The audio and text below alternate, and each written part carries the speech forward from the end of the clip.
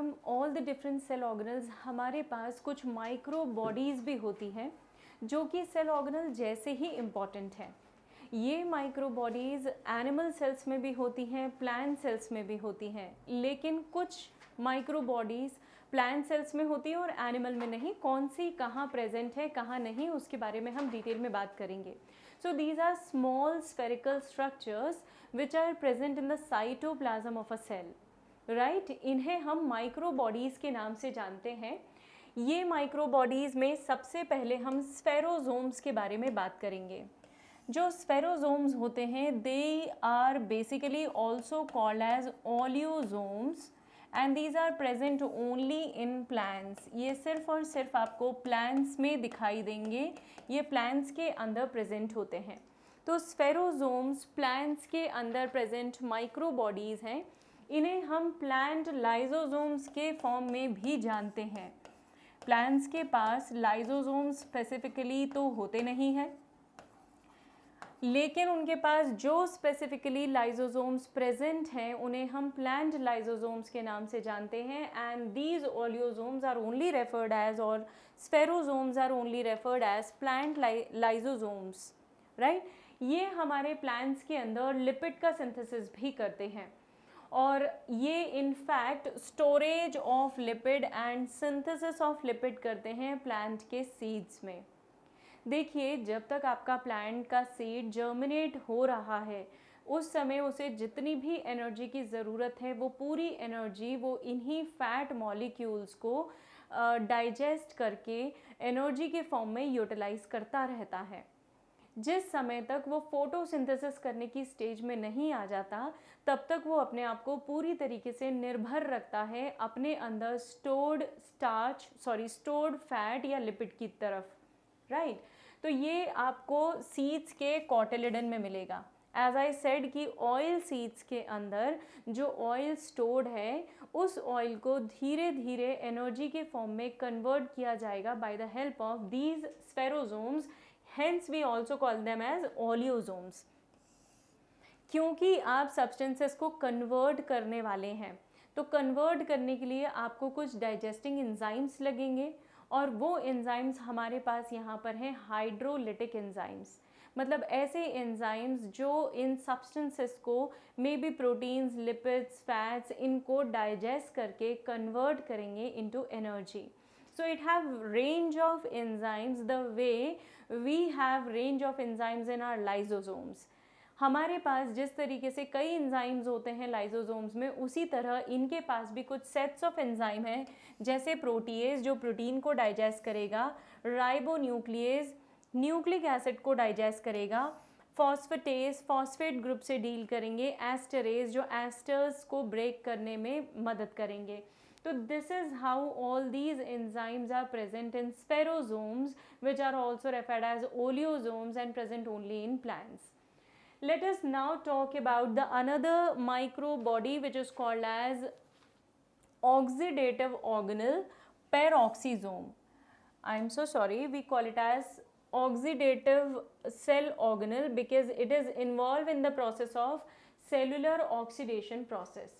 तो पेरोक्सीजोम्स और यूरिकोजोम्स जो हैं this is the alternate term, uricosome is the alternative term and we also call it as oxidative organelle. Reason बहुत साफ है बच्चों कि इस ऑर्गेनल में कुछ स्पेशल क्लास ऑफ एंजाइम है जिसे हम कैटालेज एंड ऑक्सीडेज के नाम से जानते हैं। देखिए, हमारी बॉडी में कई सारे टॉक्सिक सब्सटेंसेस और केमिकल्स प्रेजेंट हैं। शरीर के अंदर अगर ये सब्सटेंसेस बहुत लंबे समय तक बने रहे तो ये धीरे धीरे आपके शरीर को काफ़ी डैमेज करेंगे, राइट। तो हमें इन टॉक्सिक सब्सटेंसेस को यहाँ से ग्रेजुअली रिमूव करना है। इन्हें रिमूव करने के लिए हम जिसका सहारा लेते हैं वो है हमारे पेरोक्सीजोम्स। पेरोक्सीजोम्स यूकैरियोट्स में प्रेजेंट हैं और ये प्लांट्स, एनिमल्स दोनों में प्रेजेंट है। तो पेरोक्सीजोम या यूरिकोजोम कुछ ऐसे सेल ऑर्गेनल्स हैं which will involve in the process of oxidation और ऑक्सीडेटिव ऑर्गेनल्स हैं जिनके अंदर कुछ two main classes of enzyme है, परऑक्सीडेज बनाने वाले ऑक्सीडेज एंजाइम एंड ब्रेक करने वाले कैटालेजेज एंजाइम। ये परऑक्सीडेज प्लांट्स के अंदर, एज आई टोल्ड यू कि प्लांट्स के अंदर भी प्रेजेंट हैं, तो जो स्पेसिफिकली फोटोसिंथेटिक सेल्स हैं जो फोटोसिंथेसिस की प्रोसेस करते हैं, वहाँ पे ये आपको अवेलेबल दिखेंगे, वहाँ पे आपको अवेलेबल होंगे। इसके अलावा परऑक्सीजोम हमारे ऐसे ऑर्गन से रिलेटेड हैं जो ऑर्गन्स डिटॉक्सिफिकेशन में सबसे ज़्यादा इम्पॉर्टेंट रोल प्ले करते हैं। आइदर डिटॉक्सिफिकेशन के प्रोसेस में रोल प्ले करते हैं या फिर वो हमारी बॉडी में मेटाबॉलिज्म में हाईली एक्टिव ऑर्गन्स हैं। For example small intestine, brain, liver, kidney, ये ऐसे एरियाज हैं where you would find peroxisomes in a larger quantity.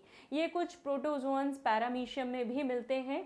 इनकी जो मेम्ब्रेन है that is permeable to amino acids, uric acid and certain other chemicals. हालांकि ये एक ऐसे भी सेल ऑर्गेनल है जिनके अंदर जब प्रोटीन को ट्रांसपोर्ट किया जाता है तो प्रोटीन को आपको फोल्ड करने की ज़रूरत नहीं है।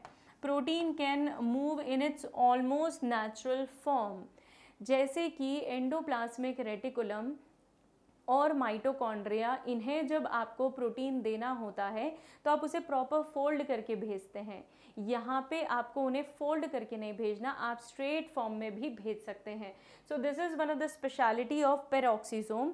इनके पास urate oxidase, D amino oxidase, we will talk about it, urate oxidase, D amino oxidase, ऐसे एंजाइम्स बहुत ज़्यादा अमाउंट में प्रेजेंट हैं।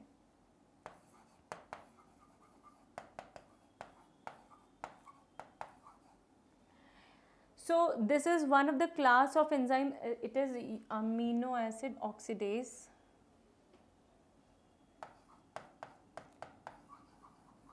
Catalase, oxidase, as I told you that they have range of oxidases. So here they have urate oxidase, D-amino oxidase, and even this is the class of oxidase enzyme, and even alpha hydroxy oxidase. ये common enzymes हैं। इसके अलावा भी कई enzymes होते हैं। ये enzymes आपको in the form of oxidase यहाँ पे मिलेंगे and they will help in the break down of H2O2। देखते हैं कैसे H2O2 के मेटाबॉलिज्म के लिए एंजाइम्स प्रेजेंट है। These are the class of enzymes, they break the substances. Catalase, for example कोई भी सब्सटेंस है उसके ऊपर कैटालेज काम करेगा और उसे डिग्रेड करेगा इनटू H2O2। बाद में हमें इस H2O2 को भी ब्रेक करना है, क्योंकि ये H2O2 भी हमारी बॉडी में बहुत लंबे समय तक स्टोर नहीं रखा जा सकता, since it is a toxic chemical. तो इस H2O2 को भी हम वाटर और ऑक्सीजन में स्प्लिट कर देंगे। This is how your body will reduce the number of H2O2 molecules by the help of peroxisomes. Peroxisomes will do the same process by the help of oxidase and catalase enzyme, right? Next, let us talk about glyoxysome, or which are also called as lomasomes. ग्लायोक्सीजोम और लोमाजोम सिर्फ और सिर्फ आपको plants के अंदर मिलने वाले cell micro bodies हैं। These are not at all found in animal cells. ये क्या करते हैं, ये अगेन जो जर्मिनेटिंग सीड्स हैं उनके अंदर कार्बोहाइड्रेट जो फैट है उस फैट को कन्वर्ट करते हैं एनर्जी में और फिर उस एनर्जी को उनके अंदर यूटिलाइज किया जाता है for the purpose of growth. So they are basically, इनके अंदर जो लिपिड फूड है वो रिजर्व्ड मटेरियल है और उस रिजर्व मटेरियल को सोल्यूबल शुगर्स में कन्वर्ट किया जाता है। सोल्यूबल शुगर्स की मदद से एटीपी जनरेट की जाती है और इस एटीपी की मदद से जो आपका सीडलिंग है वो ग्रोथ करना शुरू करता है।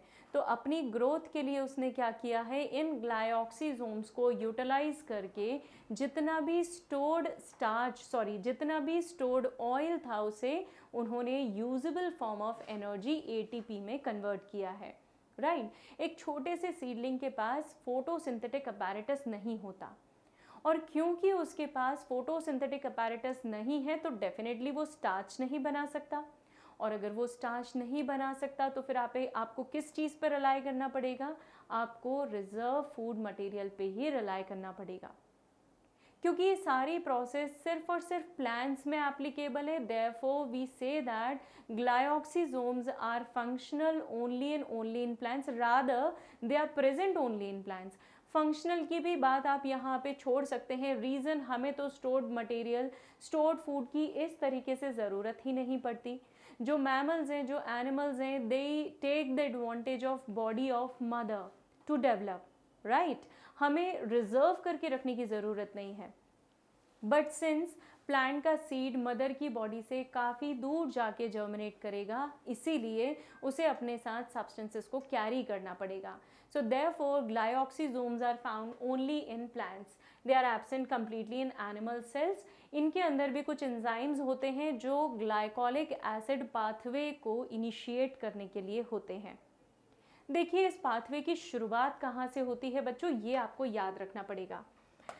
इन प्लांट्स के पास जो स्टोर्ड एनर्जी है वो फैटी एसिड्स हैं, और इन फैटी एसिड्स को, जितने भी फैटी एसिड्स इनके पास हैं, इन्हें कन्वर्ट करना है इनटू एसिटाइल कोए, और इस एसिटाइल कोए को वो बाद में एंटर करवा देंगे इनटू ग्लाइऑक्सिलेट साइकिल, और ग्लाइऑक्सिलेट साइकिल में भेजने के लिए अल्टीमेटली ये प्रोसेस हुई है, राइट। तो इस पूरी साइकिल को करवाने के लिए, इस साइकिल को इनिशिएट करवाने के लिए हमें क्या करना पड़ा है, हमें कुछ एंजाइम्स को एक्टिव करना पड़ा है, और वो एंजाइम्स कौन से हैं, glyoxysomes. So glyoxysomes will help in the metabolism of glycolic acid via glyoxylate cycle. Glyoxylate cycle क्या है, जो फैटी एसिड को एसिटाइल कोए में कन्वर्ट करने के बाद अल्टीमेटली एनर्जी जनरेट करके देने की प्रोसेस है, राइट। सो ये जो ग्लाइऑक्सीजोम्स होते हैं या लोमाजोम्स होते हैं, they are helpful in the production of fatty acid, beta oxidation of fatty acid, and thus they are helpful in the production of acetyl CoA. Acetyl CoA glyoxylate metabolism pathway में सबसे पहला compound है जो कि enter करता है। So this is how micro bodies are helpful for plants as well as animals. किस में क्या होता है वो आपको याद रखना पड़ेगा, राइट।